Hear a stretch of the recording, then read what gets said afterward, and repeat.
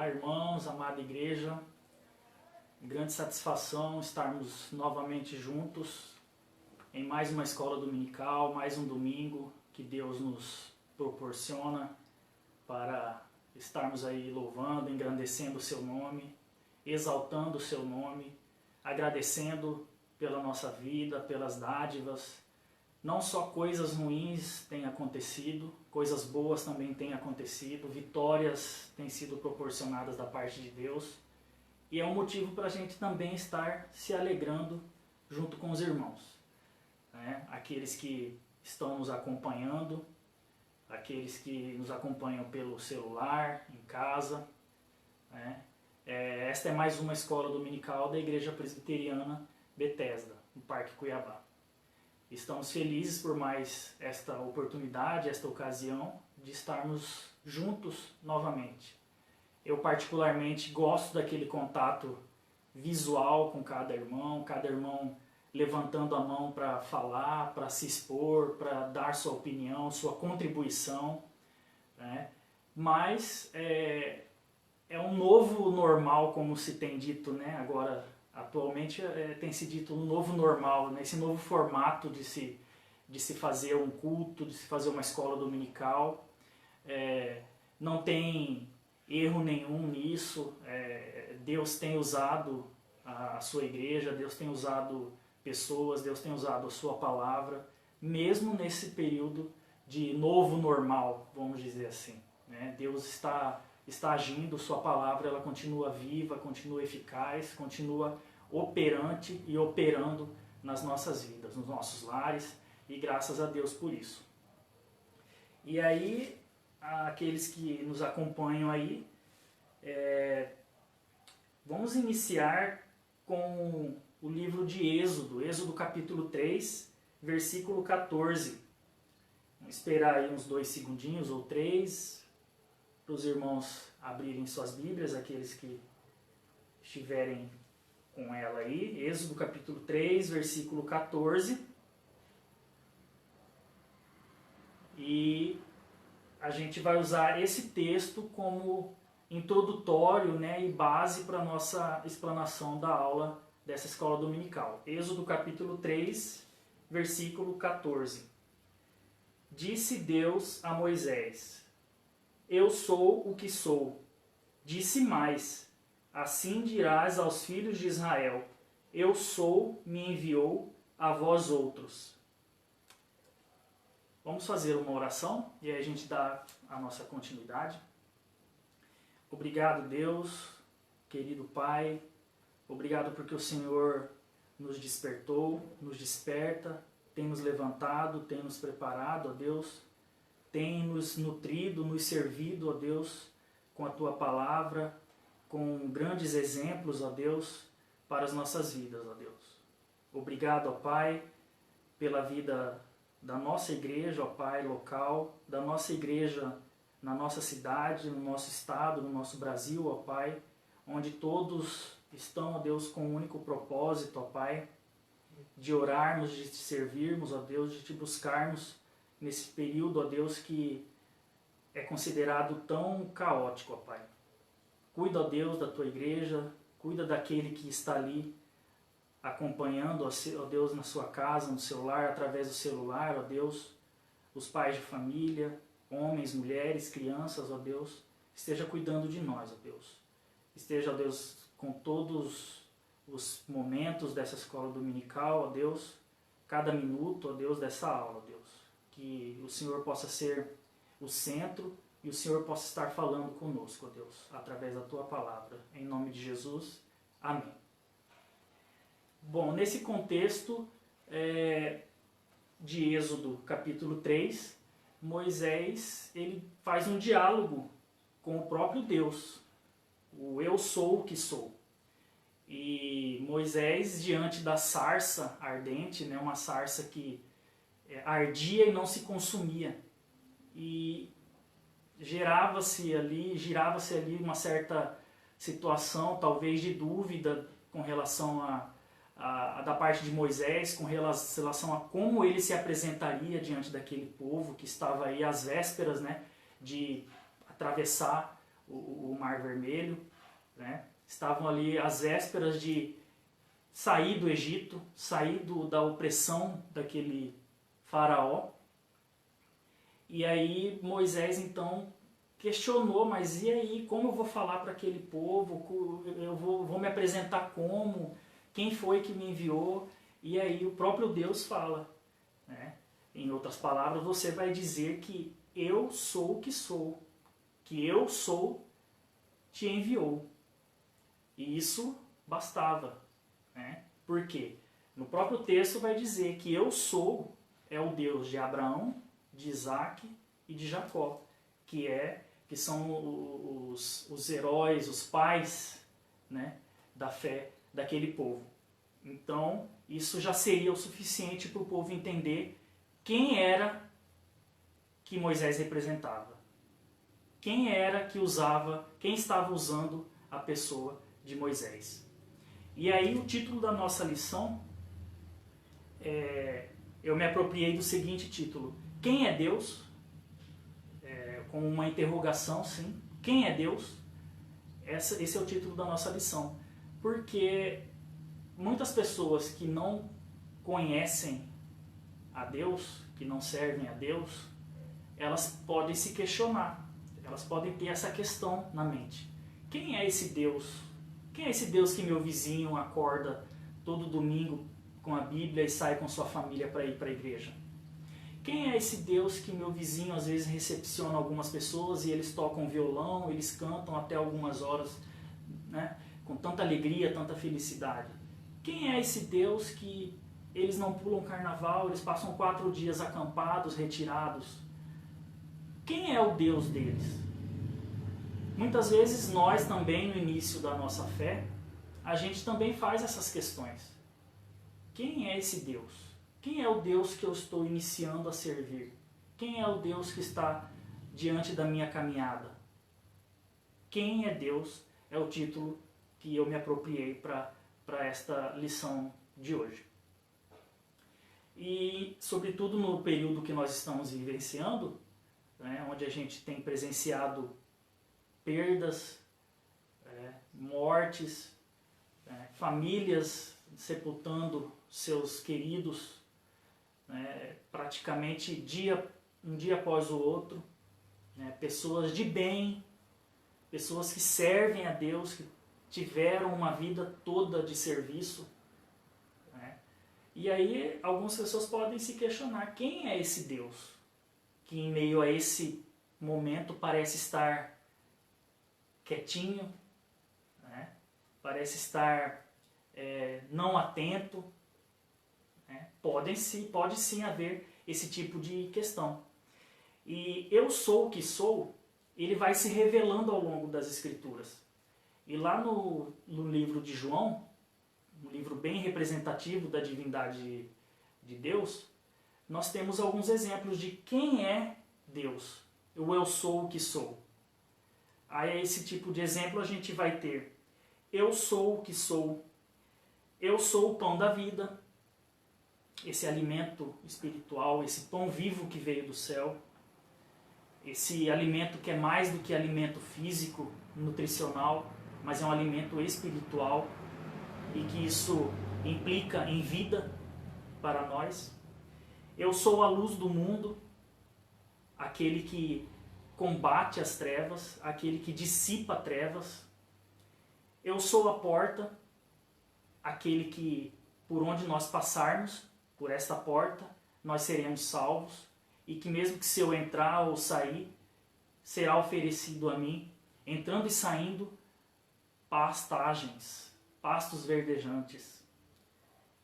Eu sou a ressurreição e a vida. Percebam que tudo está desembocando em vida. Eu sou o caminho e a verdade e a vida. Eu sou a videira verdadeira. Então nós percebemos aí que o eu sou é a própria vida. Em meio a um cenário então de catástrofe, de dor, de incertezas e de desânimo, vamos dizer assim, em meio a um cenário de morte, de perdas, nós temos o Deus que nos leva à vida. E Jesus nos fala muito sobre esta vida. Na sua passagem terrena, ele nos fala muito sobre vida eterna, sobre esse diferencial de vida terrena e vida eterna. Portanto, quem é Deus?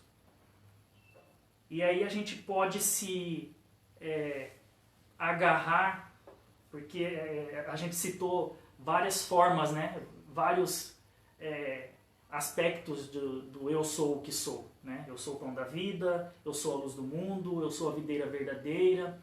Né? Mas hoje a gente vai se ater ao eu sou o bom pastor, que também está lá no livro de João.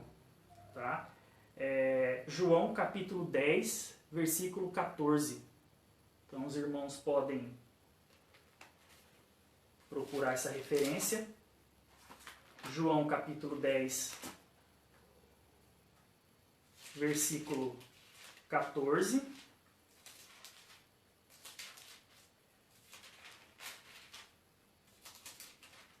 João 10, 14, na parte A desse versículo,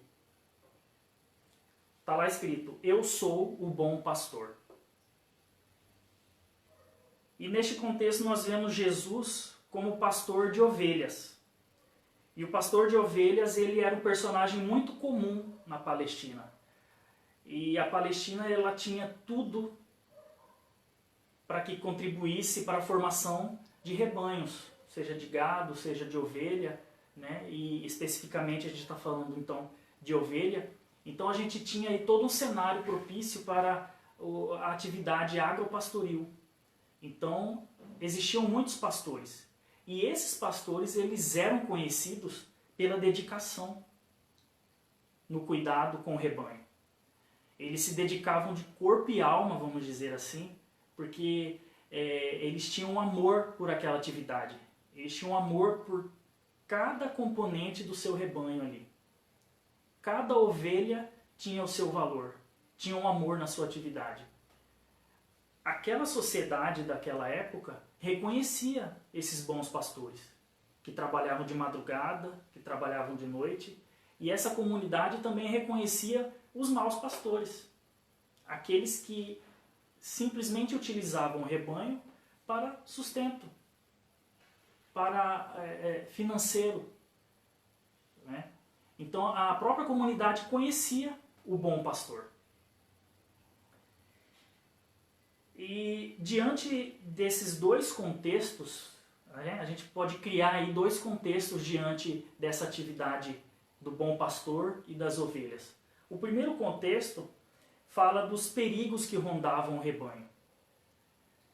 As feras do campo, os animais peçonhentos, as ervas que eram tóxicas e às vezes alguma ovelha comia esse tipo de erva e adoecia, os abismos, as ladeiras, que se não cuidasse a ovelha meio que ingenuamente ela rolava de um abismo, ela caía, ela quebrava a pata, ela sangrava, ela machucava, ela voltava adoecida.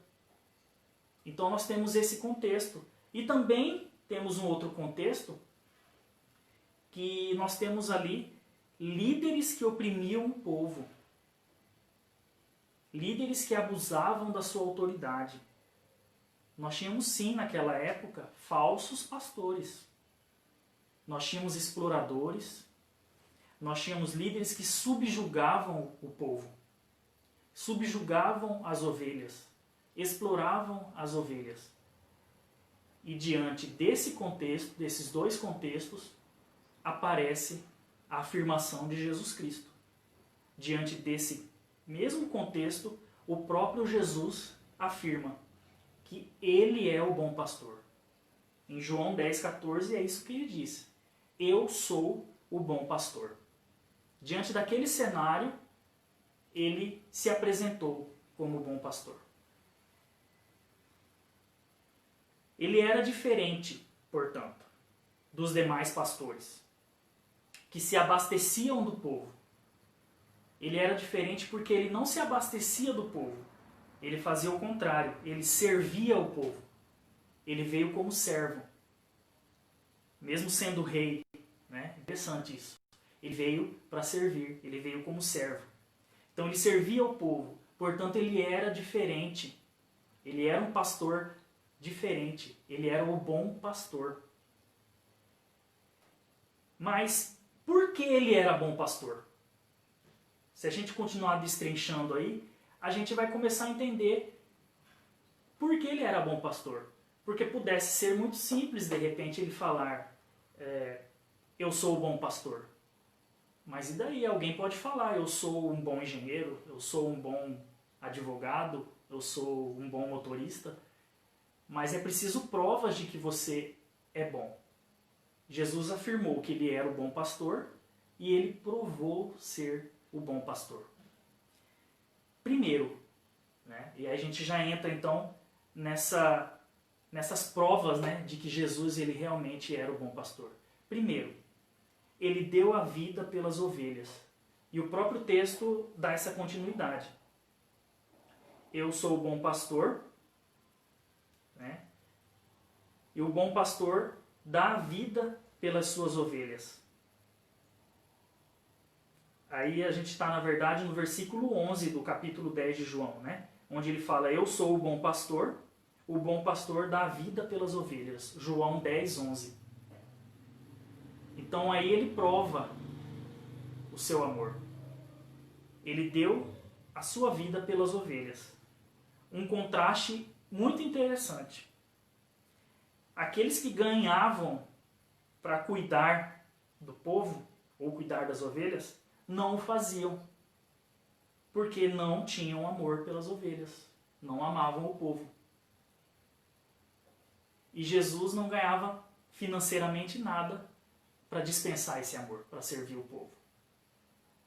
Nós não vamos entrar agora no mérito, mas nos dias atuais nós não vemos muita diferença nessa situação de pessoas que ganham recursos, não só financeiros, para cuidarem do povo, mas não têm feito, têm deixado a desejar. Isso fica um paralelo aí para uma próxima reflexão, ou se não até uma reflexão íntima nossa. Então ele tinha esse diferencial, ele cuidava, ele amava, diferentemente dos outros que se diziam pastores, que se diziam líderes, que se diziam pessoas que amavam uma comunidade ou um grupo de ovelhas. Então Jesus deu a sua vida. Isso é uma grande prova de ser o bom pastor e o bom pastor que dá a vida pelas suas ovelhas. Ele morreu por nós, por mim e por você. Se fez pecado por nós. Se humilhou, morreu uma morte de cruz. Na época era uma morte humilhante, era uma morte julgadora, era uma morte opressiva. Levou seu corpo, então, portanto, ao madeiro por nós. Morreu a nossa morte. Pagou a nossa dívida. Isso é uma doação. Ele cuida de nós porque somos suas ovelhas. Então o primeiro aspecto é esse. Ele é o bom pastor porque ele deu a vida pelas suas ovelhas. João 10, 11. Eu sou o bom pastor dá a vida pelas ovelhas. Segundo aspecto, ele cuida das suas ovelhas. Quantos de nós não estamos experimentando esse cuidado, mesmo em meio à escassez que o período tem ocasionado em nossas vidas, em nossos lares? Quantos irmãos estão conseguindo aí se manter, se sobressair, apesar de um período crítico? Porque Deus tem cuidado. Na sombra das suas asas, como diz o cântico, Ele cuida de mim, Ele cuida de você. E aí nós temos algumas referências interessantes com relação a esse cuidado. Nós podemos ir lá para o Salmos 42, Salmo 42, 11. Salmo 42:11 diz: Por que estás abatido, ó minha alma? Por que te perturbas dentro de mim? Espera em Deus, pois ainda o louvarei a Ele, meu auxílio e Deus meu. Olha aí, Deus como auxílio, como cuidado, como aquele que você está dormindo, mas Ele já está providenciando o dia seguinte. Salmos 46:1. Deus é o nosso refúgio e fortaleza, socorro bem presente nas tribulações. O momento que a gente está precisando aí de socorro presente é Ele. O momento onde a gente tem ouvido muito falar essa palavra socorro, pronto socorro, o socorro presente, o pronto socorro. Salmo 46:1 é um cuidado. Muitos de nós não adoecemos, muitos de nós tivemos um sintoma leve, é cuidado também. Salmo 121, de 1 a 3. Eleva os olhos para os montes, de onde me virá o socorro? O meu socorro vem do Senhor, que fez o céu e a terra. Ele não permitirá que os teus pés vacilem, não dormitará aquele que te guarda. Socorro, guarda. Salmo 40:17.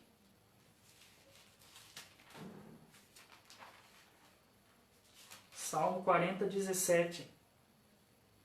Eu sou pobre e necessitado, porém o Senhor cuida de mim. Tu és o meu amparo, o meu libertador, não te detenhas, ó Deus meu. Cuidado. Em 1 Pedro 5:7, fala: lançando sobre ele toda a nossa ansiedade, porque tem cuidado de nós. Nós somos seres humanos, a gente vai estar ansioso. É uma notícia que chega, uma pessoa próxima que adoeceu, que está à beira da morte. Isso nos deixa angustiados de vez em quando, nos deixa ansiosos, nos deixa preocupados. Mas lancemos sobre ele essa angústia, porque ele tem cuidado de nós. Terceiro lugar, ele é o bom pastor porque conhece as suas ovelhas. Conhece nosso nome. Ele conhece cada um de nós. Voltemos lá para João 10.